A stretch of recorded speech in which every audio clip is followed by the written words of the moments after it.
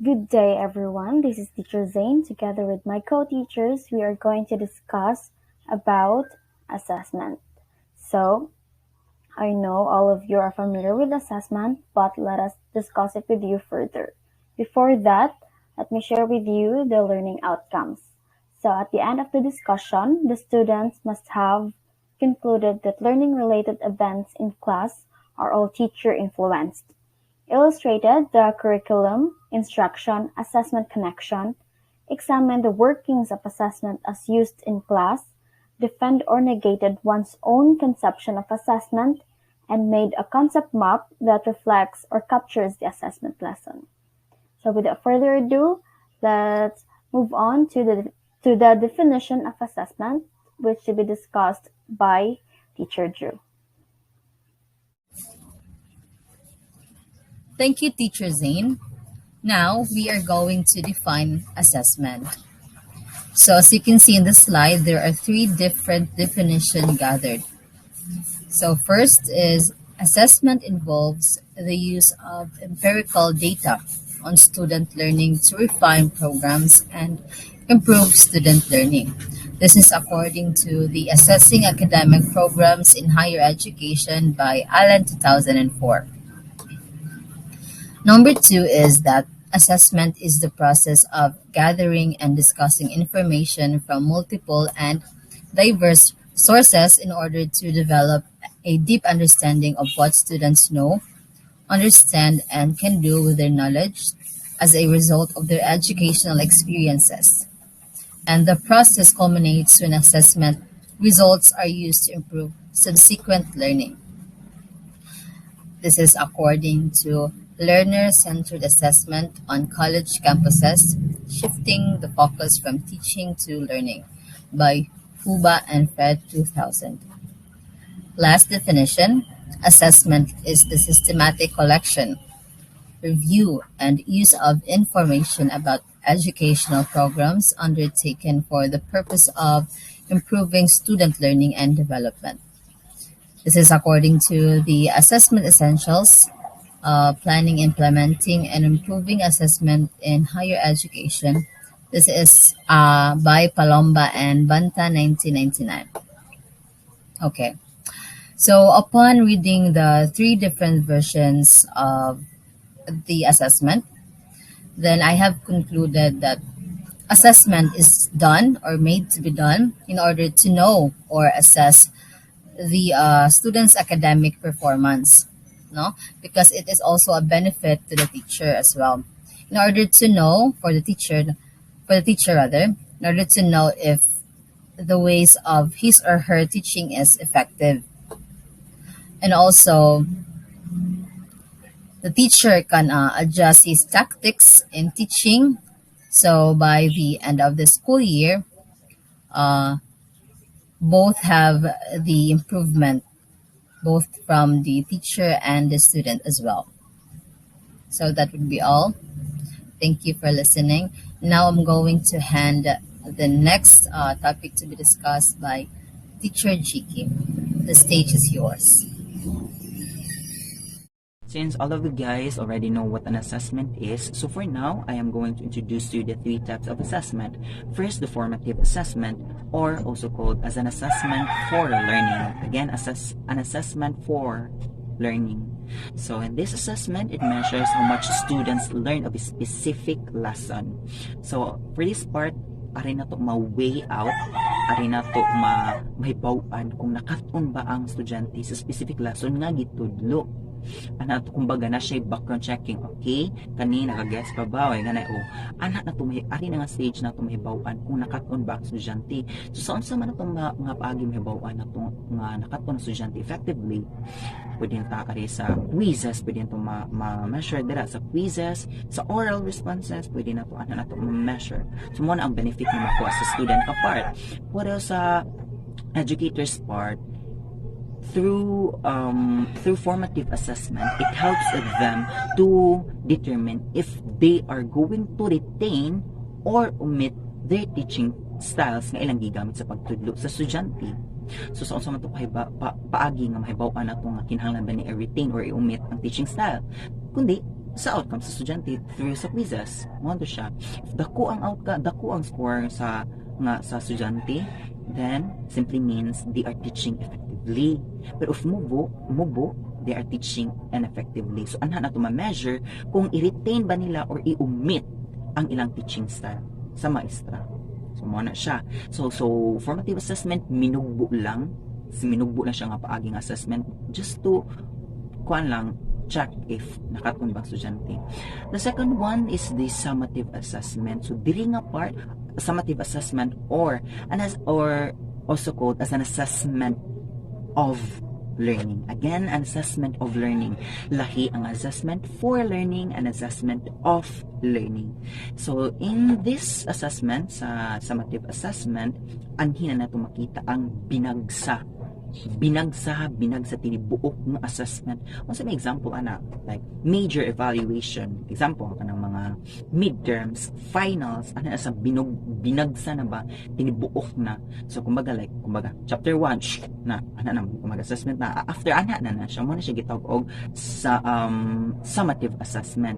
Like tibuok kanang tibuok midterm, nag-discuss book kanang mga midterms exam na siya mahug summative nga assessment tumahog and very nga assessment if makatel if ang student kinahanglan ba nga i-promote or kinahanglan nga i-retain sa level kung asa siya nga na-involve. Kumbaga grade 5 siya, if ang outcome niya sa kanang midterms mubo ba siya na matel if kinahanglan ba niya siya nga i-promote makapromote ba ni siya or dili nga na siya. So kung sa formative assessment is dili rin ni siya mo matter, pero sa summative is mo matter ni siya. The third is the instruction influence assessment. So means kani nga assessment is kumbaga step by step kumbaga scaffolding style ni siya. So after you teach, you then assess. Ang ana siya. However, diri nga part is na siya dako nga tsansa nga poor jud ang outcome sa estudyante. Like mas dako og chance nga kanang gamay og score ang estudyante sa outcome nga na kay diretsa ay man.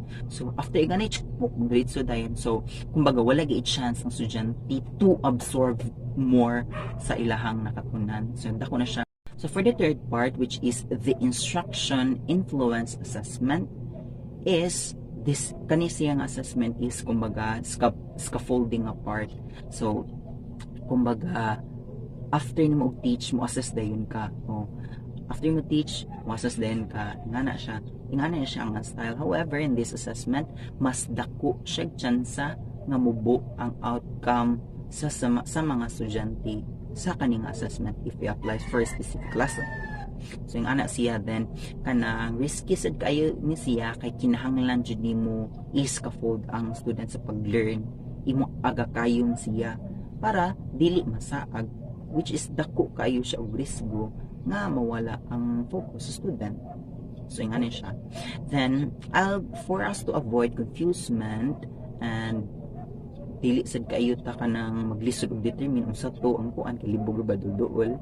So I'll be giving you a kumbaga number for us to determine kung ano siya kanang mauni siya ang summative assessment, mauni siya ang formative assessment. So ang katong instruction influence assessment ato siyang i-label og 1.1. Nganong 1.1 man? Okay, after i-teach, mo assess lang dayon. So 1:1. So after teach, 1:1. After mo teach is mo assess dayon. So mo na siyang i-label na ko 1.1 kay 1:1. So diretso sa scaffolding nga siya. So after mo teach, i-assess diretso. Pangkaduha, ang formative assessment, which is 1.2. Okay, after the specific lesson, naman mo take time pa man siya, o mag-quiz, or oral responses. So, 1.2. So, mo na siyang label.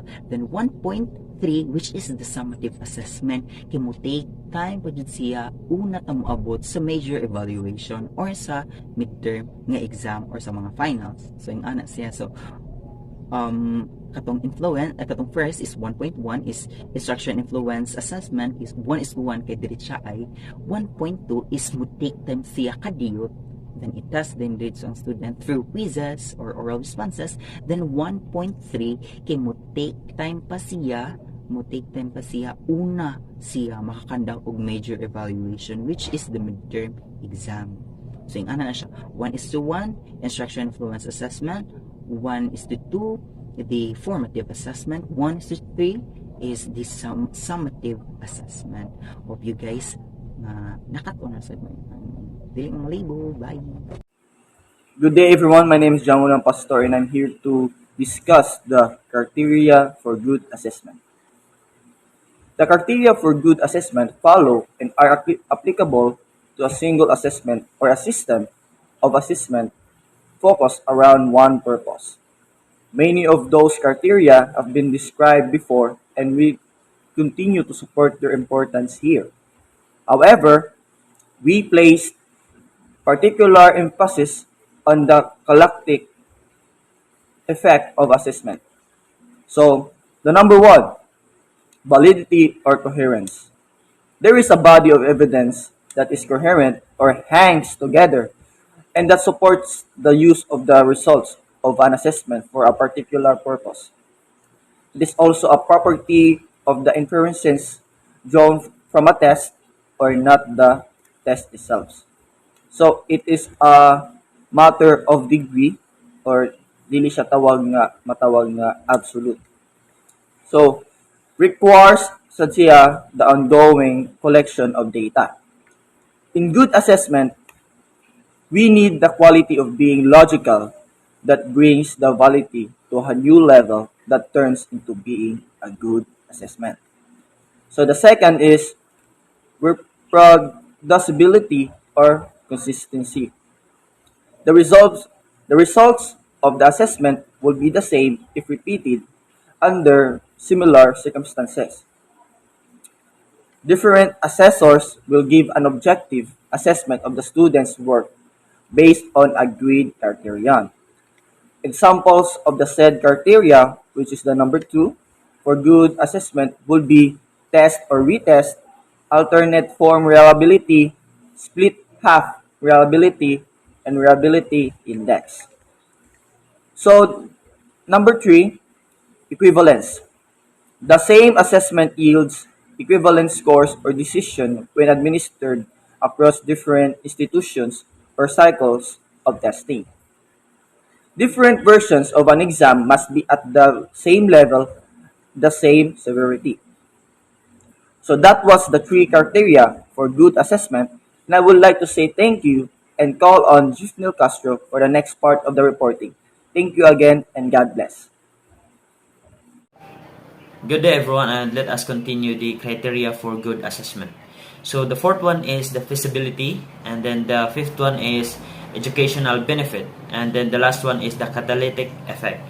So for feasibility, the test is practical, realistic, and sensible given the circumstances and context. And then for the educational effect is the assessment motivates those who take it to prepare in a fashion that has educational benefit. For instance, I give a test to my student, a multiple test, and then my students will go to library to study.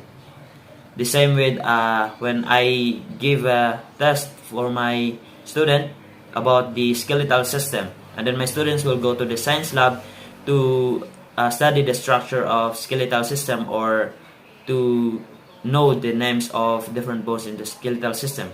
And that is the educational effects wherein they will prepare they will prepare and then they will gain an educational benefit. And for the last one is the catalytic effects. So the assessment provide results and feedbacks in a fashion that enhances learning. So this criteria is a requirement for formal assessment and not so important for summative. So in this criteria, we can do it as day-by-day assessment, wherein we can see the result and the teacher will give feedbacks, and by that the learners will improve or enhance their learnings for the future. And that is the criteria for good assessment. And let us now proceed for the benefits of assessment, which will be reported by John Joshua Riedermer. So we have here the benefits of assessment. So we have here the learning is always provide a better concept. Also influence the student to do better than before. So improving learning skills. So after engaging yourself in assessment, you are able to be corrected, technically corrected. Chance to improve in those mistakes you've done in assessment. So you can have chance to revise and to be corrected. So you can improve more. So next, we have here if it connects the students to the real world problems and various situations. So it increases students' engagement. So you can discover terms and another learning that can relate in real life situations. So able to learn some various way to provide solution to a problem that you encounter. So able to connect and understand while answering because you will assume that you are experienced it. So you can provide something to solve the situation. So last one is it's bring positivity inside a child's mind. It helps in developing the skills and development by implementing various learning processes. So get more academic achievements. Able the learners to develop and enhance child's progress through academic assessment. In that way, earning achievements in different fields are expected. Child will recognize self that she or he improved because he earned achievements or any kind of achievement because of assessment. Engaged self-assessment can be improved more and be earned something that you not expected before. Hello class and good morning to everyone. To continue the benefits of assessment, let's have the last two part, which is becoming a self-learner and improving our goals and objectives. But first, we can ask a question, what is self-learning? Self-learning is a system that helps in developing students in a broad way. It is a process of learning by self with the invention of their own methods. An assessment also helps in improving the decision-making process of an individual with its various assessment problems. It also helps in developing, again, the decision-making process of an individual, but now it is by own self-learning process. Self-assessment helps pupils to develop higher-order evaluative skills.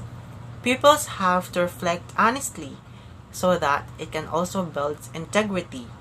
Self-assessment in itself provides another learning opportunity. As pupils need to know the success criteria well, it offers potentially deeper learning. And now, let's move on to the goals and objectives. Every student must have a set of goals and objectives that can help them to reach the level of success. The goals and objectives will also encourage them to learn more. Therefore, the process of assessment is very important in the life of every student because it is a method of learning with various planning and execution that helps a student achieve goals and objectives. Assessment for learning methodology is proven to give students more control with their learning, helping more about boosting motivation and ultimately improving their performances. It helps learners to see what they are aiming for and understand what they need to do to achieve those aims. And that's it. That's for the benefits of assessment, and thank you for listening. Good day class. So in this juncture, we're going to discuss about the assessment cycle. So the assessment cycle is a sequential sequence of events that can be used in both academic and professional setting. So until the students meet all the criteria or requirement for this qualification, the cycle normally continues. So to keep things fair and accurate, standardization is a crucial phase in this process. So a good assessment process consists of an intentional and reflective process of design, execution, evaluation, and revision. So we have here teach, measure, reflect, plan, and improve. So these are the 4 terms used by the cycle of assessment to define this procedure. So the diagram that follows demonstrates how these 4 different but interconnected actions form the foundation of cycle of assessment. So on the next slide, as you can see here, nadiri ang diagram sa assessment cycle. So we have here again the teach, measure, reflect, and plan, and improve. So the assessment cycle relied on these 4 simple but dynamic words to represent this process, and that is to plan, do, check, and act. So now let's start first with teach. So teaching is the first phase of our assessment cycle. We employ strategies to help our students learn the course outcome. So in teaching, we need to plan. In planning, we must ask in ourselves as teachers if what do I want my students to learn? So this stage includes the first fundamental component of assessment, formulating students the statement of intended learning outcomes. So good assessment planning begins by identifying learning outcomes for students. Planning then involves building programs and courses that provide students opportunities to achieve these learning outcomes. So, effective planning and integration depends on clearly articulated goals for students in learning. So outcome statements must also be measurable and must target various skills levels within the cognitive domain. So the next cycle will be tackled by Ms. Valmoria. Ms. Valmoria, please take over. Thank you.